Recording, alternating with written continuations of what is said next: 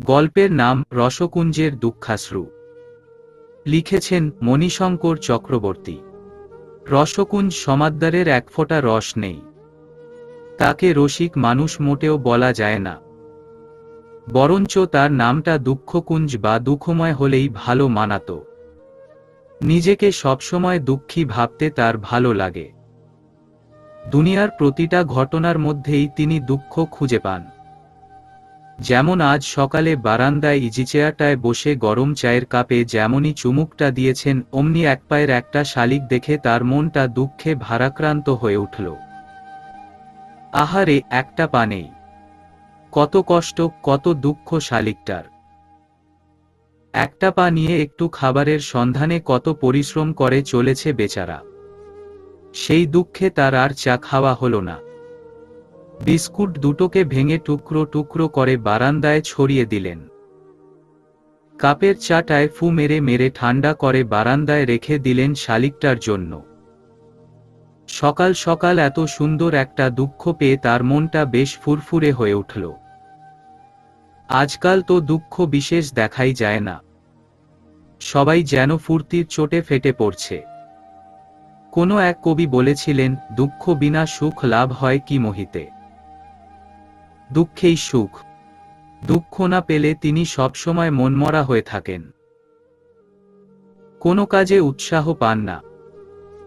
এদিকে লতার হয়েছে যত জ্বালা, তাকে চাঙ্গা করতে না পারলে বাজারের যত সব পচা পোকাখেকো সবজি মাছ নিয়ে আসবে।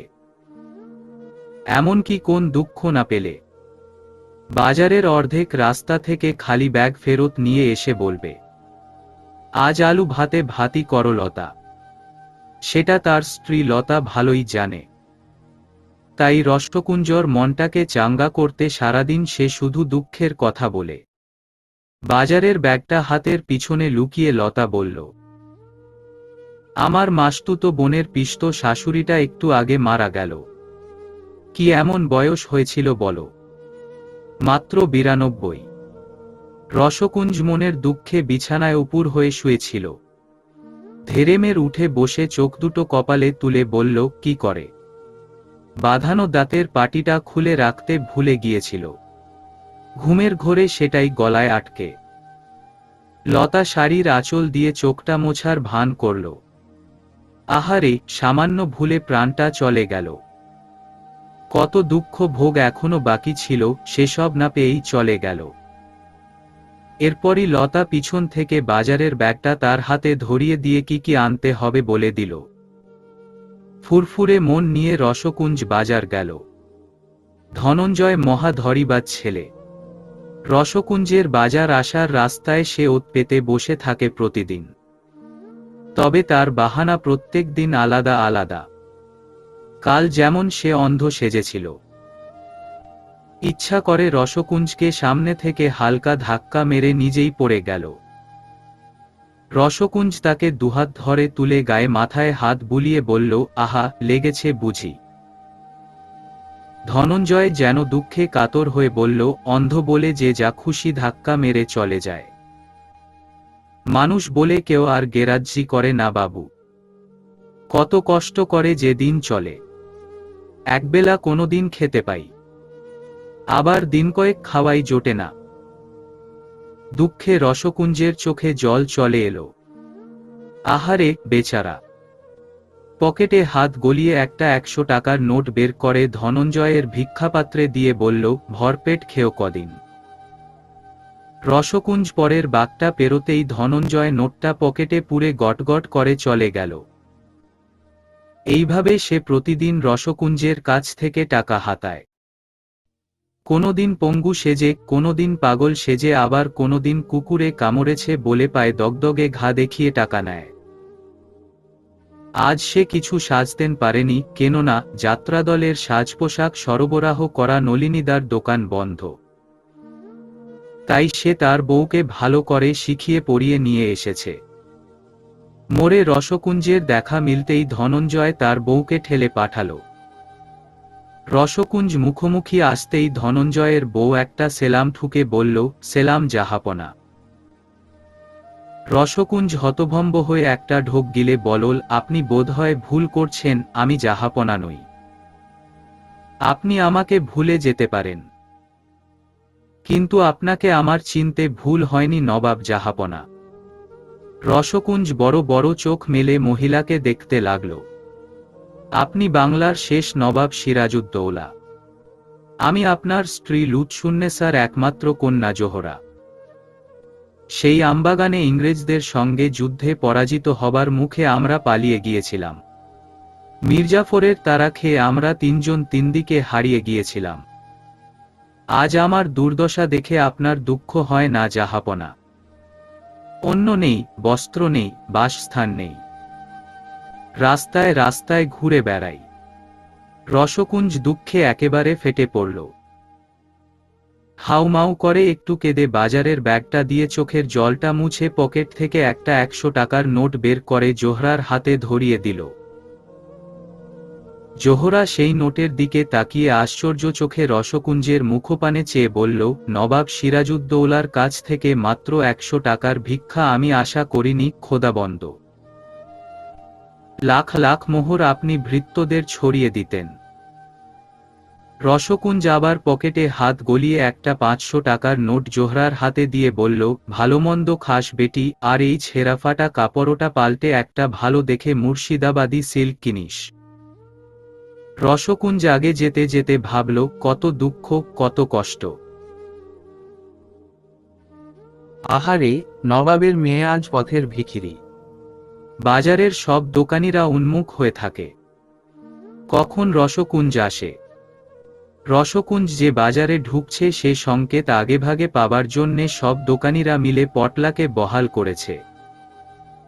সে প্রধান রাস্তা থেকে বাজার ঢোকার মুখটায় চুপচাপ বসে থাকে। দূর থেকে বাজারের ব্যাগ হাতে রসকুঞ্জকে আসতে দেখলেই মুখে আঙুল ঢুকিয়ে একটা লম্বা সিটি মারে।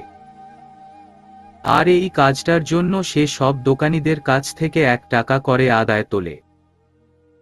রসকুঞ্জ বাজারে ঢুকলেই গোটা বাজারময় যেন একটা দুঃখ দুঃখ ভাব চলে আসে। প্রথম দোকানটাই ফটিকের আলু পেঁয়াজের। পটলার সিটি শুনেই সে ডান হাতে কাটা প্লাস্টারটা পরে নিয়েছে। রসকুঞ্জ তাকে দেখেই বলল, তোর আবার হাত ভাঙল কি করে? ফটিক মুখ চোখ বেজার করে বলল, কি আর বলবো বাবু, গরিবের তো ভগবানও নেই। 2 আলু পেঁয়াজ বেচে খাই, তাও সহ্য হলো না। হাতে আলুর বস্তা ফেলে দিল। রসকুঞ্জ মুখ দিয়ে একটু চুকচুক আওয়াজ করে বলল, আহারে কি কষ্ট। দে ওজনদারিটা দে, আমি ওজন করে নিচ্ছি। আলু পেঁয়াজ নিয়ে রসকুঞ্জ একটা 100 টাকার নোট ফটিকের হাতে গুজে দিয়ে বলল, ফেরত দিতে হবে না, বাকিটা রেখে দে। নারায়ণ আবার 1 কাঠি সরেস। পাইকারি দরে দাম কমে 1 গাদা ফুলকপি তুলেছে। এদিকে গরম পড়ে যাওয়ায় তার একটাও ফুলকপি বিক্রি হয়নি। ফুলকপির ফুল ফুটে গেছে, পোকা লেগে গেছে। কালুর সাটা প্রতিদিন প্রতিটা দোকানের সামনে এসে মাথা নাড়ে। সবাই কিছু না কিছু ওকে খেতে দেয়। নারায়ণ 2 ফুলকপি ধরেছিল ওর মুখের সামনে। সে শুকে দেখে ঘাড় ঘুরিয়ে নিয়েছে। রসকুঞ্জকে এদিক পানে আসতে দেখে সে শটান শুয়ে পড়ে বুকের উপর 4টে ফুলকপি রেখে উচ্চৈস্বরে কাঁদতে লাগল। রসকুঞ্জ মাঝের 2 দোকান ছেড়ে দিয়ে হন্তদন্ত হয়ে নারায়ণের কাছে ছুটে এসে বলল, কি হয়েছে রে? নারায়ণ কান্না থামিয়ে বলল, ব্যবসা আমার লাটে উঠল বাবু। এ দেহ আর রেখে লাভ নেই। ফুলকপি আমায় শেষ করে দিল। রসকুঞ্জ আর কোনো কথা না শুনে তার বুক থেকে ফুলকপি 4টে তুলে তার ব্যাগে পুরে জিজ্ঞেস করল, কত রে? নারায়ণ উঠে বসে বলল, দিন না বাবু, খুশি মনে। আপনি আছেন বলেই বউ বাচ্চা নিয়ে দুমুঠো জুটছে, না হলে কবেই পটল তোলা হয়ে যেত। রসকুঞ্জ 100 টাকার নোট নারায়ণের হাতে দিল। নারায়ণ যদি 1 কাঠি সরেস তো ভারভবানী তার কয়েক কাঠি উপর সরেস। যত রাজ্যের পোকায় কাটা পচা জিনিস তার দোকানে। কচু শুকিয়ে চিমসে, বেগুন গলে দাঁড়িয়াবে, টমাটোয় হাত দিলেই ফেটে রস বেরোয়, কাঁচকলা পড়ে থেকে কালসিটে। পটলার সিটি শুনেই সে সাদা ন্যাকড়ায় আলতা মাখানো ফেটিটা মাথায় জড়িয়ে নিয়েছে। রসকুঞ্জ সামনে আসতেই সে বলল, বাবু, কচু, বেগুন, টমাটো, কাঁচকলা একদম তাজা আছে। রসকুঞ্জ তার মাথার দিকে ইশারা করে বলল, কি হয়েছে? ভবানী মুখটা কাচুমাচু করে বলল, আর কইবেন না বাবু, কাল রাত থেকে বউকে খুঁজে পাওয়া যাচ্ছিল না। শেষে মাঝরাতে তার ফোন পেয়ে জানতে পারলুম তাকে ভূতে ধরেছে। পাইকপাড়ার হেলা বটগাছটার টঙের একটা পাতায় পিঁপড়ে বানিয়ে রেখে দিয়েছে। ভাগ্যিস মোবাইলটাকে পোকা বানাতে পারেনি, তাই তো বউ খবরটা দিতে পারল, না হলে বউকে আর খুঁজে পাওয়া যেত না বাবু। রসকুঞ্জ একই সঙ্গে দুঃখাশ্চর্য হয়ে বলল, তারপর? দমকল, পুলিশ সবাইকে খবর দিনু, কেউ তো আমার কথা বিশ্বাসই করে না। শেষে আমি নিজে গাছে উঠে বউকে খুঁজতে লাগনু। লক্ষ কোটি পিঁপড়ের মধ্যে কি ওকে খুঁজে পাওয়া সম্ভব? হতাশ হয়ে কাঁদতে কাঁদতে যখন নেমে পড়ব ভাবছি, তখন দেখি একটা সবুজ পিঁপড়ে। কালো, লাল, সাদা পিঁপড়ে দেখেছি, কিন্তু সবুজ পিঁপড়ে তো কখনো দেখিনি। তখনই মাথায় এল, বউ তো সবুজ কাপড় পরেছিল, তাহলে এটাই আমার বউ। তাকে উদ্ধার করে নিয়ে এনু। তাদের হেফাজত থেকে বউকে উদ্ধার করার রাগে ভূতেরা কম কিল চর ঘুষি মেরেছে নাকি? তাতেও যখন আমাকে আটকাতে পারল না, মোবাইলটা ছুঁড়ে মাথায় মারল। মাথা ফেটে রক্তারক্তি। সে যাই হোক, বউকে উদ্ধার তো করতে পেরেছি। এই তো দেখুন না, পাশেই সবুজ কাপড় পরে। উদ্ধার করে শটাং বাজারে নিয়ে এইছি তেঁতুল বেচতে। রসকুঞ্জ তাকিয়ে দেখল, হাফ বস্তা তেঁতুল নিয়ে সবুজ শাড়ি পরে ভবানীর বউ বসে আছে। চোখে চোখ পড়তেই ভবানীর বউ বলল, বাবু, তেঁতুলগুলো কিনে নিন না। ভূতরা বলেছে ঘরে তেঁতুল রাখবি না, রাখলেই আবার পিঁপড়ে করে রাখবে। মানুষ থেকে পিঁপড়ে হবার যে কি কষ্ট বাবু, না হলে বুঝবেন না। রসকুঞ্জ নিজেকে একবার পিঁপড়ে ভেবে চমকে উঠল। বিড়বিড় করে বলল, আহারে, কি কষ্ট, কি কষ্ট! দিয়ে দে। ততক্ষণে ভবানী যত সব পচাগলা কচু, বেগুন, টমাটো, কাঁচকলা রসকুঞ্জের ব্যাগে ভরে দিয়েছে। 2 ব্যাগ ভর্তি বাজার আর হাফ বস্তা তেঁতুল নিয়ে রসকুঞ্জের নাজেহাল অবস্থা। ফিরবে কি করে ভাবছে, এমন সময় পটলা এসে বলল, চলুন বাবু, আপনাকে পৌঁছে দিয়ে আসি। আমি পটলা, বাজারের সবাই চেনে। রসকুঞ্জ একজন তাগড়া যুবক লোক খুঁজছিল। এরকম বাচ্চা রোগাপাতলা ছেলে কি এত মাল বইতে পারবে? পটলা সেটা আন্দাজ করে বলল, এসব আমার অভ্যাস আছে বাবু। ঠিক পৌঁছে দেব, আসুন আমার পিছু পিছু। তেঁতুলের বস্তাটা মাথায় তুলে আর এক হাতে একটা ব্যাগ নিয়ে পটলা চলতে লাগল। পাশে রসকুঞ্জ। রসকুঞ্জ পটলাকে জিজ্ঞেস করল, হ্যারে পটলা, তুই এত হাসি খুশি, উচ্ছ্বাসময়, প্রাণচঞ্চল, তোর কোন দুঃখ নেই? পটলা হাসিমুখে বলল, কেন থাকবে না বাবু? দুঃখ ছাড়া কি মানুষ হয়? আমারও আছে। 8 বছর বয়সে আমার মা মারা গেছে। বাবা আবার বিয়ে করে আমাকে বাড়ি থেকে তাড়িয়ে দিয়েছে। সেই থেকে আমি বাজারে। যে যা বলে করে দেই, ভালোবেসে কেউ 2 টাকা দেয়, কেউ দেয় না। খাওয়াটা জুটে যায়। রাত্তিরে শুই যেখানে জায়গা পাই। কোনোদিন গাছতলায়, কোনোদিন বিশুদার গ্যারেজের বাইরেটায়। ঝড় বৃষ্টি হলে কাকভেজা, ঠান্ডায় কুকুর কাপি। রোগজ্বালা হলে পথ্য নেই, দেখার কেউ নেই। এই করেই 4 বছর ধরে বেঁচে আছি বাবু। আর এই বেঁচে থাকাটাই আনন্দের।